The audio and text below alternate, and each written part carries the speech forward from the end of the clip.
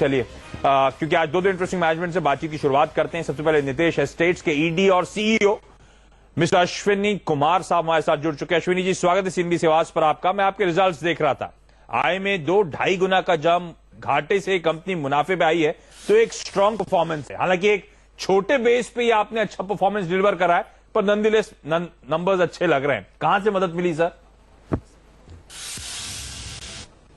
इस क्वार्टर में खास करके मदद मिला है सेल्स जो हुए हैं हमारे हायर एंड सेगमेंट में। तो हमारे कुछ प्रोजेक्ट्स हैं जो कि 12,000-13,000 रुपए पर स्क्वायर फीट या 30,000 रुपए पर स्क्वायर फीट पर बेच रहे हैं, तो उसमें जो है हम लोगों को खास करके अभी सेल्स हुआ है। और ऐसे प्रोजेक्ट्स में कंस्ट्रक्शन भी काफी अच्छे मुकाम तक पहुंच गया है, कंस्ट्रक्शन स्टेज भी काफी एडवांस्ड है, और इसलिए जो है रेवेन्यू रिकग्निशन अच्छा हो सका है, इसलिए हमें जंप मिला है। अच्छा, फिर तो मेरे लिए इंपॉर्टेंट है ये जानना सर, यहां से फिर नए प्रोजेक्ट्स कब तक कंट्रीब्यूट करना शुरू करेंगे, कब तक वो लॉन्चेस होंगे? स्लेट की लग रही है, आसान शब्दों में कहूं तो लॉन्च पाइपलाइन कैसी है? अगर मैं रेसिडेंशियल सेगमेंट का बात करूं तो फिर हमारा जो प्रोजेक्ट है, प्रोजेक्ट पोर्टफोलियो है, उसमें बहुत सारे प्रोजेक्ट्स हैं जो कि नियरिंग कंप्लीशन हैं। तो हैंडओवर कुछ में शुरू हो गया है और with in the next 5 to 6 months handover जो है खत्म हो जाएगा। और अदरवाइज एक दूसरे एंड पर प्रोजेक्ट हैं, 6 प्रोजेक्ट हैं इनफैक्ट, जिसके लिए हम लोग अप्रूवल का इंतजार कर रहे हैं। हम लोगों ने प्री लॉन्च कर दिया था। इन सारे प्रोजेक्ट्स में प्री सेल्स का काफी अच्छा इम्पैक्ट रहा है, कस्टमर से बहुत ही अच्छा रिस्पांस मिला है। कुछ प्रोजेक्ट्स हैं जिसमें कि 40% आप कह रहे हैं रिस्पांस अच्छा मिला है आपकी कंपनी के लिए। तो बैंगलोर का मार्केट साउथ इंडिया बेस्ड और खासतौर पर बैंगलोर से मेरे ख्याल से 80-82% के आसपास रेवेन्यू का कंट्रीब्यूशन आता है।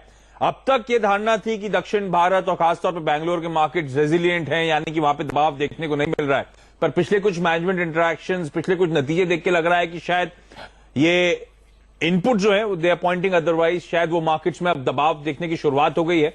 कैसा डिमांड लैंडस्केप है सर? कोई दिक्कत की बात तो नहीं बैंगलोर में?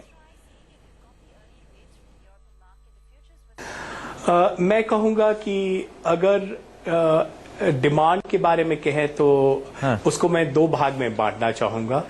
एक तो है जो कि एंड यूजर कस्टमर्स हैं, तो वो अभी भी स्ट्रांग चल रहा है, और मैं कहूंगा कि अभी भी करीब 1 लाख से ज्यादा जॉब्स आईटी और रिलेटेड सेक्टर्स में क्रिएट हो रहे हैं।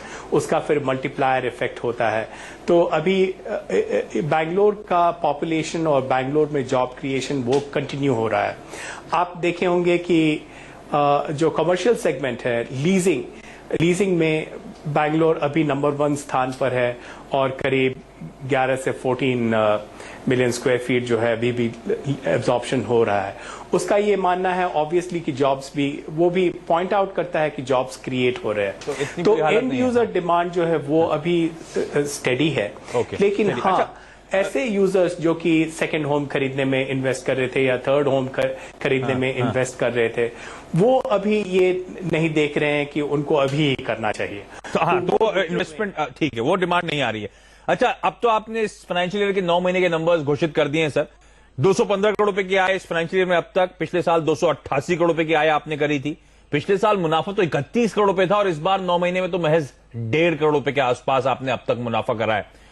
कैसा रहने वाला है ये साल? ये जो फाइनेंशियल ईयर अब लास्ट क्वार्टर है, बड़ा डिसमल परफॉर्मेंस होने वाला है इस पूरे फाइनेंशियल ईयर का। FY17 के लिए किस तरह का आउटलुक है?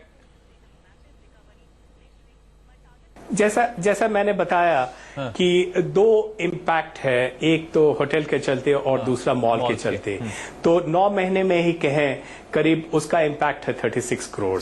तो अगर वो नहीं रहता तो प्रॉफिटेबिलिटी नंबर्स काफी स्ट्रांग रहते, और उसको ओवरकम करने के लिए हमें देखना होगा कि मॉल जो है उसमें ऑक्यूपेंसी रेट्स बढ़ते हैं, और खास करके होटल में भी जो है वहां पर भी ऑक्यूपेंसी रेट्स इंक्रीज होते हैं। तो ये मेरा अनुमान है कि अगले 2-3 क्वार्टर्स में काफी उसका इम्पैक्ट रहेगा। अच्छा। तो प्रेशर जो है रेसिडेंशियल बिजनेस पर जो है कम आएगा फिर। अच्छा, और आप देखेंगे कि ऑटोमेटिकली जो है प्रॉफिटेबिलिटी बढ़ जाएगा। सर, आपकी कंपनी में जो डेट लेवल्स हैं उसमें एक बहुत तगड़ा उछाल देखने को मिल रहा है। ऐसा मैं क्यों कह रहा हूं? मेरे पास Q2 तक के नंबर्स हैं। पिछले साल दूसरी तिमाही में आपकी डेट महज 380 करोड़ रुपए थी और इस बार दूसरी तिमाही में बढ़कर वो 713 करोड़ रुपए पे पहुंच गई है। Q3 में डेट लेवल्स कैसे रहे और ये इतना ज्यादा ह्यूज सर्ज जो है, उछाल जो है कर्ज में, उसकी वजह क्या रही सर? अगेन वो जाता है हमारे जो इंटरेस्ट हैं, जो पुणे मॉल हम लोगों ने खरीदा उससे रिलेटेड काफी डेट थे। प्रैक्टिकली एंटायर एक्विजिशन डेट से ही हुआ है, तो उसके चलते जो है हमारा डेट इक्विटी रेशियो काफी बड़ा हुआ है।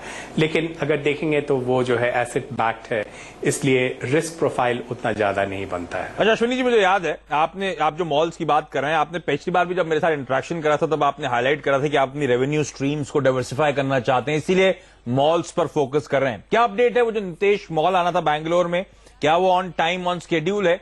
लास्ट इंटरेक्शन में आपने कहा था FY18 में ऑपरेशनल हो जाएगा, क्या हो जाएगा सर? अभी हम लोगों ने, आपने सुना होगा कि हम लोगों ने एक प्लेटफॉर्म अग्रीमेंट किया है गोल्डमैन सैक्स के साथ में कि हम लोग इन्वेस्टमेंट करें jointly to the extent of about $250 million. तो वो जो है रेंट यील्डिंग एसेट्स में किए जाएंगे, typically grade A office complexes, या अगर कहीं अच्छा मॉल का भी अपॉर्चुनिटी मिला तो वैसे में करेंगे हम लोग। तो उसमें पहला जो था वो एक्विजिशन था पुणे मॉल का। इसके अलावा एक और मॉल हम लोग प्लान कर रहे थे जो कि बैंगलोर में था, लेकिन अनफॉर्चुनेटली वो हम लोग अभी भी कंस्ट्रक्शन वो स्टार्ट नहीं कर पाए हैं, क्योंकि कुछ हम लोगों का अरेंजमेंट जो है जॉइंट डेवलपमेंट पार्टनर से कंप्लीट नहीं। तो आप मतलब FY18 की जो टाइमलाइन है उसे मीटअप नहीं कर पाएंगे।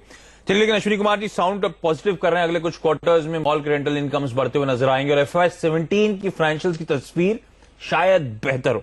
अश्विनी जी बहुत बहुत धन्यवाद सीधी सी आवाज के लिए, आज वक्त निकालने के लिए। नितेश एस्टेट्स के ED और चीफ ऑपरेटिंग ऑफिसर साहब।